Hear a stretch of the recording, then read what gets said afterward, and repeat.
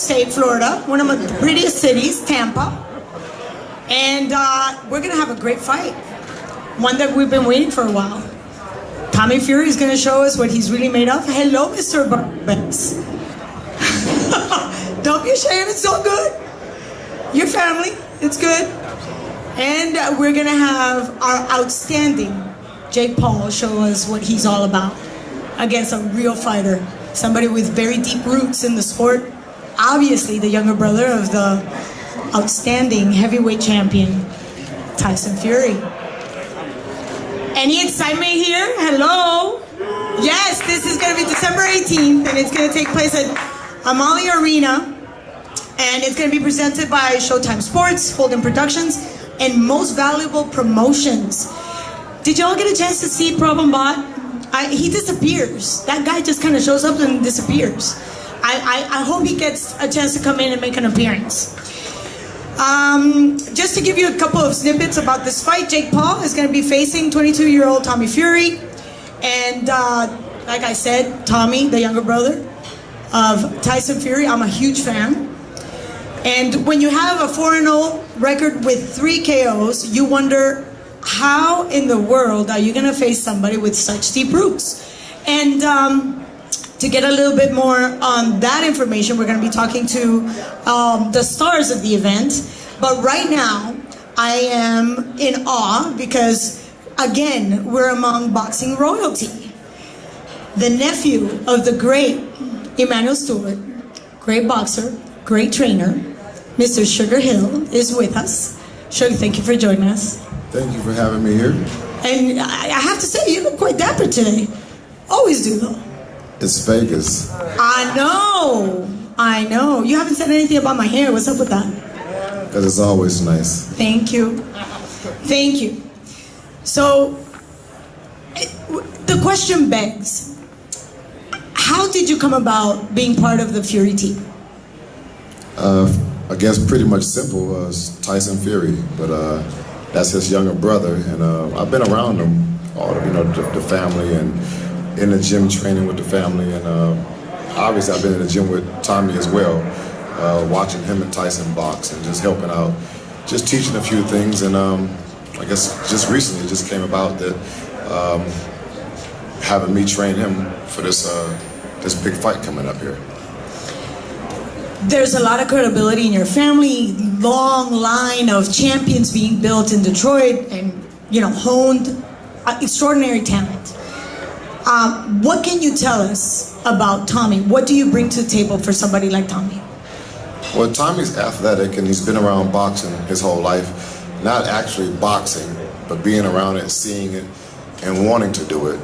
But for whatever reasons, he didn't stay in boxing as much as Tyson did.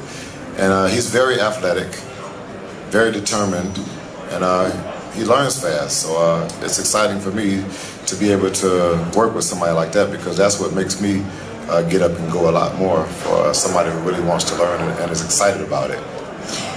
We all know that Tommy has, like you said, a great background in sports, very athletic, but he's now an influencer. He's a star, very famous. He's actually a star in the UK in one of those reality shows. So, at 22, life could take a completely different direction. How serious is he about the sport? I believe Tommy's very serious about the sport. We joke around a little bit, but he always gets a little bit upset when you talk about it, about him, his other career moves that he's involved in, and he does really want to box. I mean, he's taking this fight here, and he's taking it very seriously. And it's in his blood. It's boxing. It's also in his culture too. So the whole family boxes. Me spending time over in England with Tyson and his family, the first thing they do with the kids is they want to say, "Can he fight?" That's the first thing they want to know. So that's just a part of their culture, and it's in his blood as well. So can you really blame a guy who's good looking, coming from a family with deep roots in the sport, good, and a star influencer? Reality TV has made huge stars. He can't really be upset about that, really. I wish I was a reality show star. Anyway, when we look in the future, does Tommy have what it takes to be a real contender? I just believe time will tell. You know, he's just starting to learn some new things in boxing. This is it's a lot different than watching on TV and watching your big brother. So it's just a learning process, and just time will tell. You can't really say it right now. If I had those kind of powers, then. Well, you know what they say, if my aunt had wheels, she'd be a bicycle. That's not happening either. But I'm pretty sure you're very good at what you do. I know so. So let's not complain about that. I'm very happy you're here, and I'm very excited to see what's going to happen December 18th. And right now we're going to open the floor for the press to make questions, to ask questions. We have a mic going on. Steve.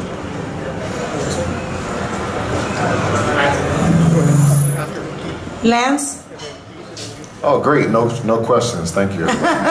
Sugar Hill, this is Lance Puckmeyer from USA Today. Just wanted to have you elaborate on something you told me previously. Tommy's body of work is not very complete. You actually described him as a little bit above a novice. What do you need to work on specifically to drive him to the level to where he can defeat Jake Paul? From what I see, I just need to work on Tommy's footwork and a little bit of his coordination, just getting him more familiar with certain moves that you do in boxing that's going to make him, compete at a higher level than what he's been competing at. I didn't tell much, did I? Come on, Sugar. Sugar Hill, Keith Heidick from BoxingScene.com. What did you think of Tommy's performance against Anthony Taylor? What did you like about it? What did you not like about it? Was his last performance? That was his last performance? Yes. I did actually. Honestly, I didn't watch it. I didn't. But from what I heard, it wasn't. I heard it wasn't a good look. But I guess that's from the family, so they're maybe overcritical about it, but probably right. Follow-up question. How much do you think it motivates him because he has so much pressure on him from his family, within his family? I think it is a certain amount of pressure, and that's just something that comes with it. Being the younger brother of the heavyweight champion of the world and always looking up to Tyson and wanting to be like him and do the things that he's done. It's always just been a pressure period. But now I know it's a bit more because this is a big stage now. This is not just in the gym sparring somebody, being an amateur, having fights, and even turning pro. Each time, the longer he's in boxing, each step is just going to have more and more. It's more of a challenge for him. So that's what anybody sort of say. Sugar Hill, right here. Team Coreno, Heart of Sports. What do you think about this extra bet going on that they have that Tommy has to change his name to Tommy Fumbles? It fumbles if he wins, if he loses, and vice versa, he gets $500,000 if he wins. What do you think about that? From what you're telling me, it sounds a little bit personal, and it sounds like business. You said you got to change his name, and the other part of the bet is some money. So, yeah, it's just personal. It's just something they got going on. If that's what they want to do, it's interesting. It's just like if you had two guys in the street on the same block, making a bet. It's just a bet. Fair play. Javon, over here. Jeremy Herges with Fansided.com. It's Sugar Hill because you're not going to say it right, so it's just sugar is easier. Got you. When you're dealing with a fighter with potential, what are the things that you're looking at specifically when you see him, and how do you go about unlocking that potential? And is it that much harder when you're dealing with someone that's starting from a base level? Well, I've trained a lot of fighters from the base level from scratch, so it's not anything that's unfamiliar to me. Mainly what I do is I watch them shadow box and just start making adjustments. I need to know what they're thinking when they're in their shadow boxing, and that tells me a lot on what I need to work on with the fighters. And with me, everything I do is basics anyway, so I'm going to start to correct and fix the fundamentals, so then you'll be able to achieve and to excel in the things that the fighter wants to do, what is in his mind and what he wants to create. Sugar Hill, Mohammed Mubarak with the Electronic Urban Report. Tell us what more can you give to Tommy to add to his development, and where is he at right now? In your opinion, where is he at? in his development? Well, I think Tommy is at the development stage right now, just the beginning to start to understand and be really involved and focused in boxing. And right now, I'm happy with that. And I think it's going to be a fast progress for Tommy because some of the things I've showed him, how he grabbed hold to him so quickly and is able to do them, it reminds me a bit of Tyson. It's just that Tyson's been boxing his whole life in the ring and in the gym, and Tommy hasn't. So it's going to be interesting just to watch how fast he's going to really grow. And like I said, it's exciting to me because I just enjoy teaching and watching somebody learn and go out there and do it and be happy about it. Hi, Sugar Hill, right here, Giandra LaBeouf, Boxing Insider. To follow up on what you just said, since the Furies are a fighting family, you just mentioned that he just hasn't fought his whole life like his brother.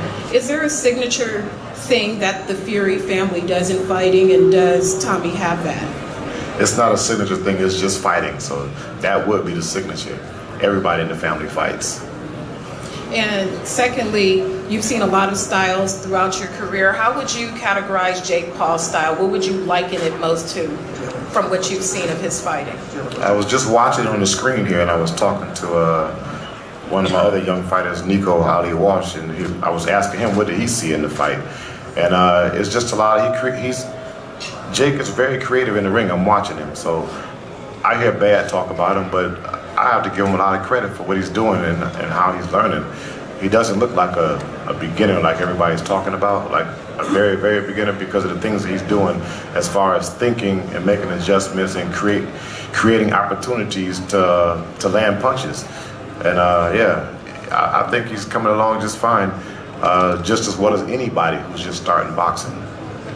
Thank you, Giandra. It's always so good to see you. And I know Tommy was supposed to be with us today, so it's not like we came empty-handed. Unfortunately, he had a family emergency. He's actually flying back to the UK as we speak, so we hope everything is working out well.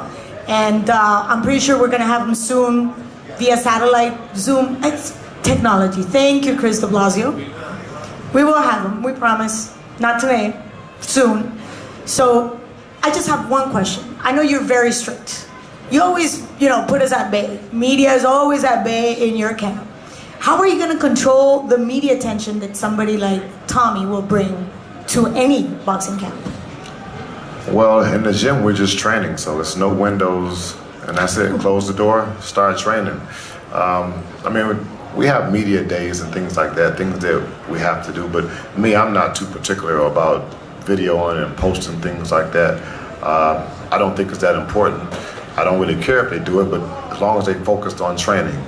And that's just the main part, what they do outside of the gym, as far as during their downtime on social media. It's all a business at this point, really. So I don't really complain about it. I don't do it, but I know it's a new thing that's out. And you have to be able to take it and use it to be able to grow.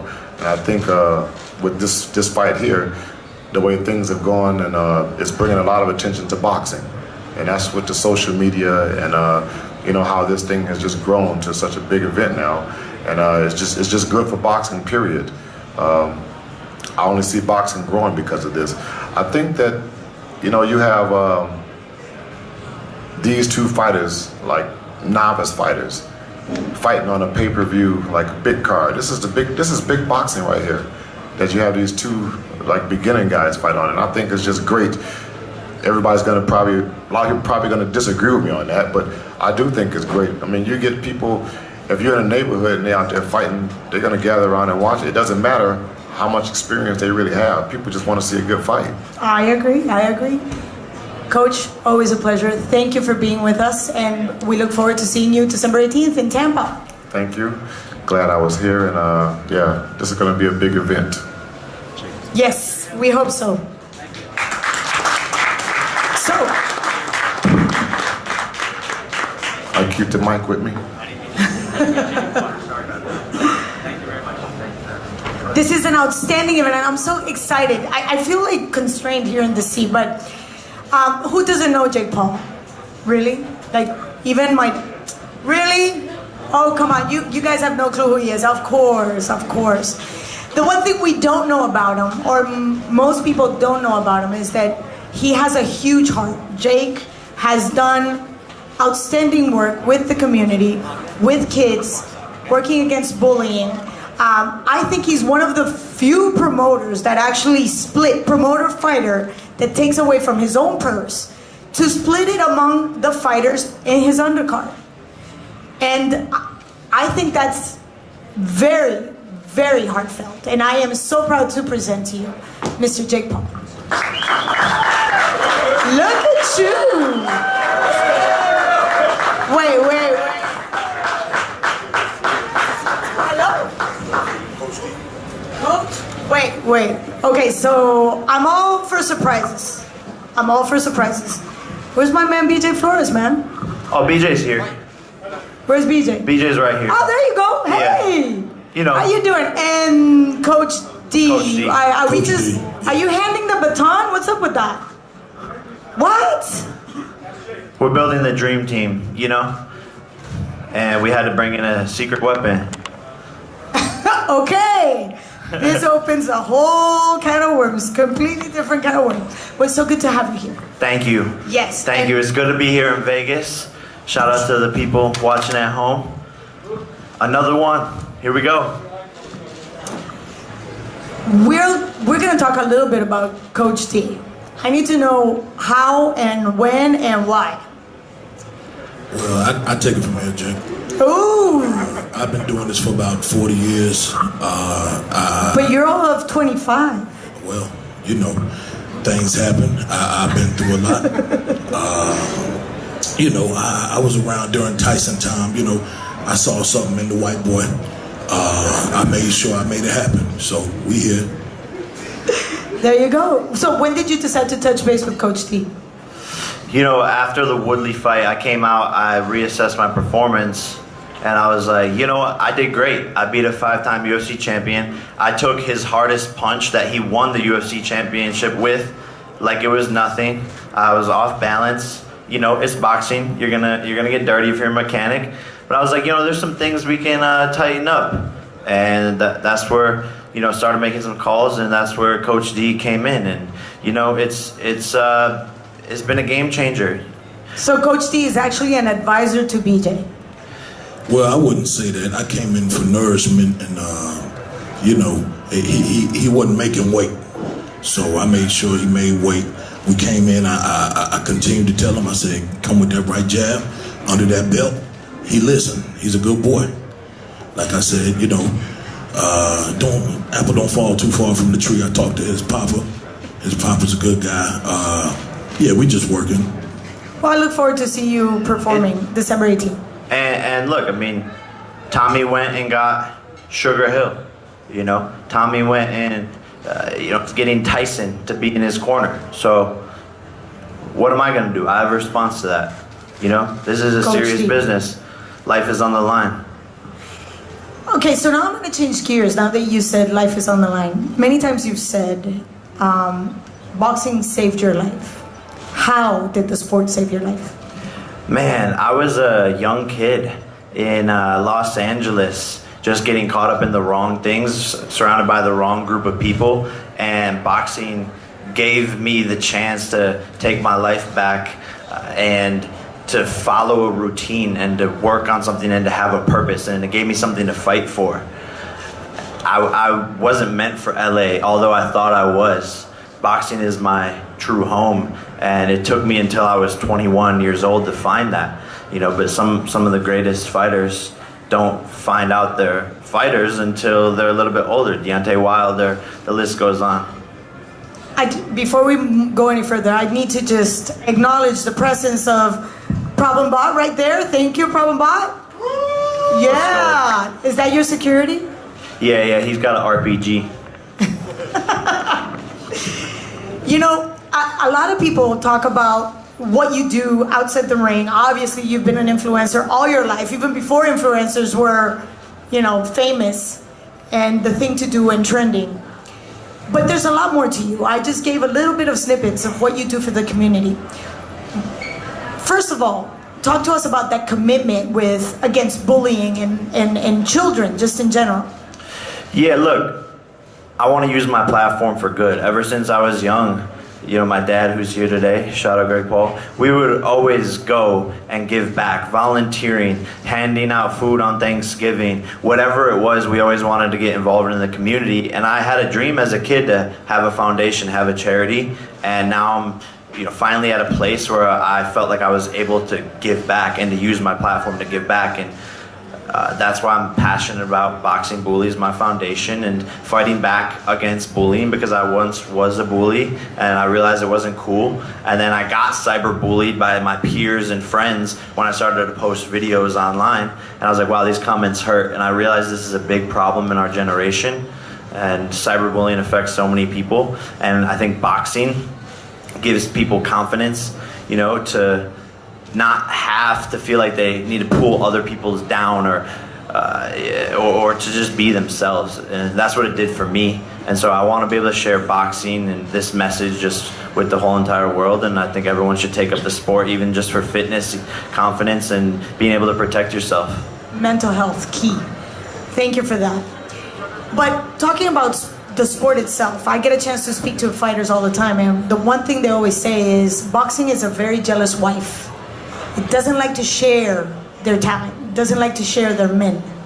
You spread yourself out so thin that I wonder, how deep is your commitment to the sport itself? I'll take this one. Thank you, Coach. I'll probably say, you know, this kid right here, we've been coaching him. He been a smart kid, he a good boy, like I said. He can fight. At the end of the day, if it ain't about fighting, it ain't about a motherfucking thing. You know what I'm saying? So, you know, I brought him in, he gonna fight. Well, we tried to get your brother, didn't we? Yep. We tried to get his brother. Yep. His brother was running.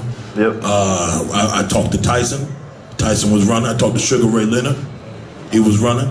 So now, you know, we trying to find people where we can fight and have a good, decent fight what we got in front of us. You know what I'm saying? So It's a lot of work, though.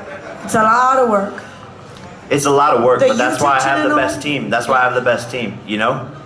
I'm surrounded. It's not just me. Jake Paul is not a one-man operation. I brought in the best. I have the best filmers, the best security, the best managers, advisors, business partners, investors, editors, you name it, mascots. So it's not just me, and we can get the job done. Clearly, the formula is working, so Yes, that's why we're here. Yes, we'll it run is. y'all through a drill as well.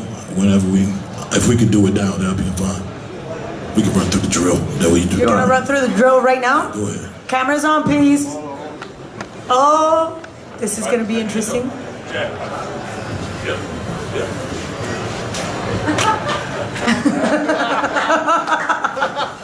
Excellent drill. You know, the interesting thing is we have Tommy Fury and yourself that came to the spot today for that fight on December 18th. And it's almost like the yin and the yang. He comes from a boxing background and became an influencer, you know, reality show star in the UK. And you came the other way around, even though you have an athletic background when you played football. And then you became a huge star. And then you decided to take on boxing later in your life. How do you think that balances out? That's like a yin and yang. Yeah, look, I mean, Tommy claims to have been doing this his whole life, and he has an amateur career, and he's been around it. That is true, but he hasn't worked as hard as me, you know? I see a green guy who hasn't sparred enough times and has only been put in there with opponents that were meant to lose. This is his first real test where his opponent isn't some guy that's just gonna flop over. And, you know, you're gonna see that. You're gonna see a fighter who is a virgin, in my opinion. He has no idea what he's getting himself into. This is his first time under the big lights on the big stage, and he's gonna crack under pressure. The one thing that I see is your eye to pick people around you. You know, picking your opponents, picking your coaches. You also pick somebody that I love, and I am a diehard fan. She is the epitome of badass bitch. Amanda Serrano. She is perhaps the only, thank you, Problem Bot. Her record alone speaks for the quality of fighter that she is. But as a human being, she's also a very giving woman. What made you look at her and sign her?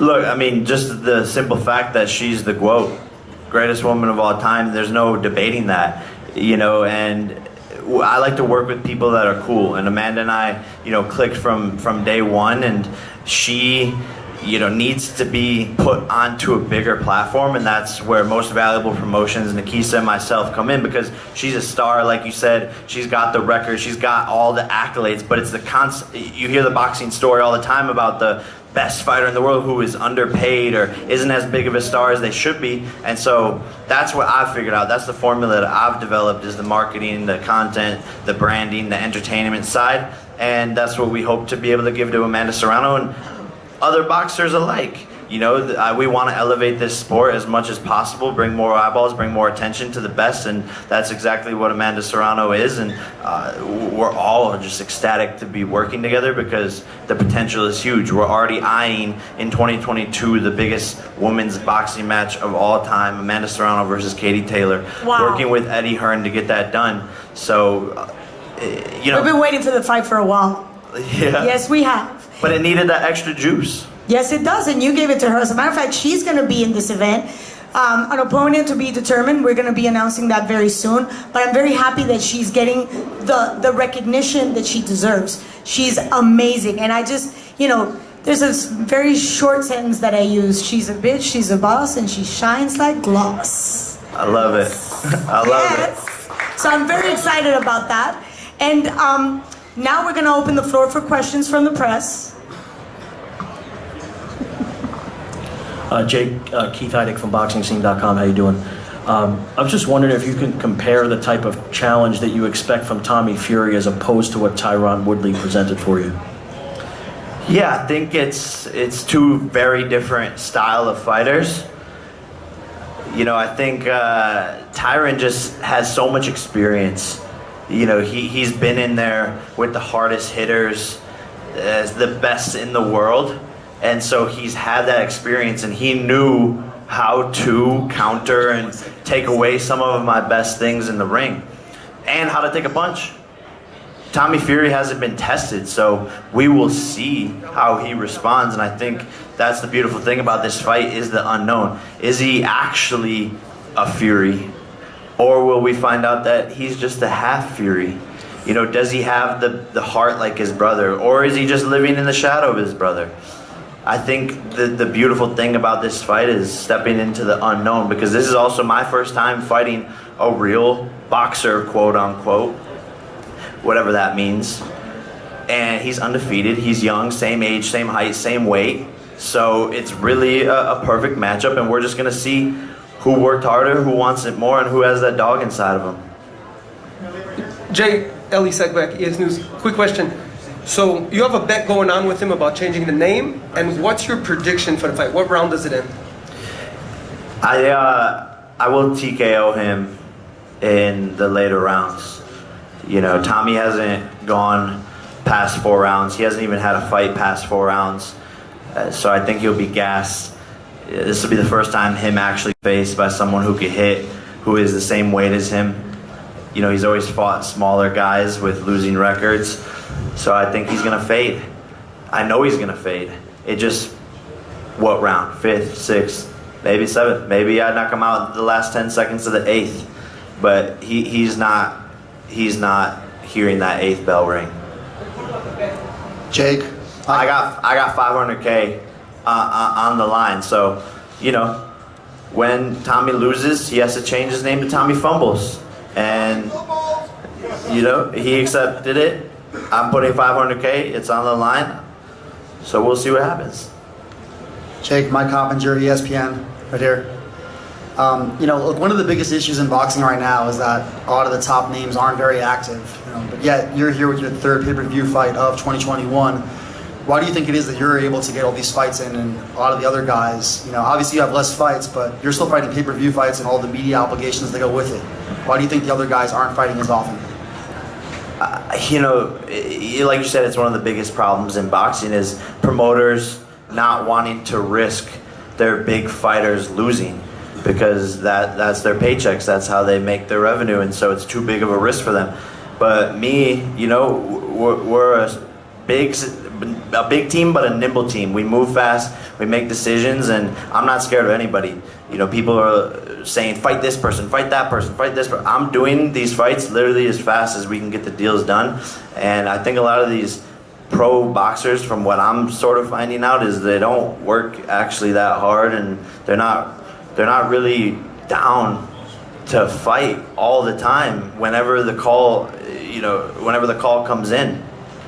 So I think that's the big difference. This is my fourth fight in 12 months. It's the third pay-per-view this year, but it's 4 fights in 12 months. So really the only person that's as active at this big of a platform is Canelo. I have a question about that. I'm sorry. I just want to address something, because I feel like everybody at the end of the day, the white boy can fight. You know what I'm saying? And I feel like people try to underestimate it. You know that. Yeah, he could fight. So I have a question about that. This is perhaps the biggest week in boxing in 2021. Canelo against another outstanding fighter, Caleb Plant. Your views on that fight? Who's going to take the win? It's exciting. In boxing now, rarely as a fan do we see these big fights where you get excited and you wake up on Saturday morning and you're like, man, I can't wait for tonight because I'm so excited for the fight. That's only happened maybe once or twice this year, with the Fury Wilder fight, maybe Mayweather Logan, maybe a couple of Jake Paul fights, but this one's exciting.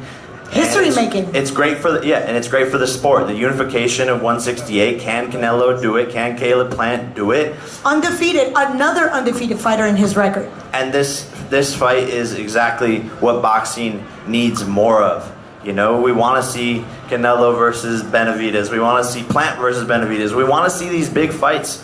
Why aren't they happening? Who? The promoters. Because I'm sure the fighters want the payday. That's above my payday. So I wish I had the answer to that. Jake, Marcus Hayes, Fight Hub TV. Thanks for taking my question. I'm wondering, you've come into boxing to sort of disrupt the landscape of the traditional boxing with having big fight after big fight after big fight and being a relatively new name. Talk to us about that. Is that what you planned, or is that just how things are shaking out? Yeah, for sure. I mean, I'm a young fighter that still has a lot of things to prove, but with each fight, I'm elevating my level of opponent, and we just want to do it bigger and bigger and bigger. And boxing is the snowball effect. When you keep on winning as a fighter, they just get bigger. The fights get bigger. Everything's more exciting. And so we've just taken this step by step. But yeah, this has been in the cards the whole way. When I first said, like 2 years ago, hey, I want to fight Conor McGregor. I want to fight Nate Diaz. I want to fight. I was joking about fighting Mike Tyson. I was saying I want to fight Canelo. I remember the list. And by the way, yeah, the list. I remember the list. Javante, everyone's on the list. And people it doesn't were like, matter what weight division. No, it doesn't. But people were like, oh, this kid's crazy 2 years ago. And now, it's like, wow. We've gotten this far, this fast, and the world is my oyster. All I have to do is 3 letters, W-I-N. And why do you think I work so hard? Why do you think I've progressed a lot faster than a lot of these pros are? Because I'm having to rise up to the highest level of boxing with 18 months of experience, 20 months of experience. So I'm progressing a lot faster than a lot of these pro boxers, and it is what it is because they don't have the pressure. They don't really have anything they lose. They lose, it's whatever. If I lose, the whole world's laughing. The whole world's like, yeah, we told this kid, like, we got him. This was just a thing. He's not a real pro. Get him out of here. Finally, we got our sport back. A lot of boxing wants to see me lose. A lot of them want to see me win, but a lot of them want to see me lose. So I have a pressure, and that's created a diamond. I have an answer to that comes from a very credible source, Marco Antonio Herrera, world champion in 3 different divisions, Hall of Famer. And we talked about you in this fight. And that's one thing that a lot of people don't know. A lot of fighters do support this because they're bringing a new generation of fans. How responsible do you feel bringing this new generation that don't remember the Julio Cesar Chavez, or they just know about Muhammad Ali because of the documentary? Yeah, no, I'm fully responsible for all of it. I mean, who else would be? I'm not sure. Like I said, 4 fights in 12 months. I have 65, 70 million followers across my platforms. That's a younger demographic, and they're coming into the sport of boxing, and they're going to become fans of other people. There's room for everyone to grow. I can build my skyscraper as high as I want to without it touching your skyscraper, or his skyscraper, or anyone's skyscraper. We can all build our buildings as high as possible, and that's what I want to do, is just bring more eyeballs to the sport, and that's what I've done. This question is for Coach D, straight back. Coach D, we just saw you come off the off season, one of the biggest tours of the year. Just this being one of the biggest fights of the year, just want to see what you feel you can contribute and bring to this event. What the hell he said? We just saw you come off the off season, right? One of the biggest tours of the year, and just want to see this being one of the biggest fights of the year. What you feel? We saw what you contributed to the tour. What can you contribute to this fight? Well, at the end of the day, we took him through training. He whooped his security ass. Hell, he whooped my ass in training. The next thing for him, I don't see nobody fucking with baby boy right here but God. One more question? Question for Jake. Jake, one person right here. One person that's always talked, you've had a back and forth with, is Dana White. And Dana White has asked, when are you going to fight somebody your age, and when are you going to fight somebody that's a boxer? You're doing that now. So do you have a message for him? Dana, again, thank you, wherever you are. Thank you for promoting my fights. You literally tee up every single fight for me perfectly. You place bets against me. I prove you wrong. You try to bring in coaches for my opponents so that they can beat me. You're letting Tommy Fury train at the UFC Performance Institute. Give it up, guy. Like, give it up. Fight a real boxer. When is he gonna fight a guy his own age? Or whatever Dana White is constantly fucking saying. I'm doing it. And he's mad that I'm doing it because he's a control freak.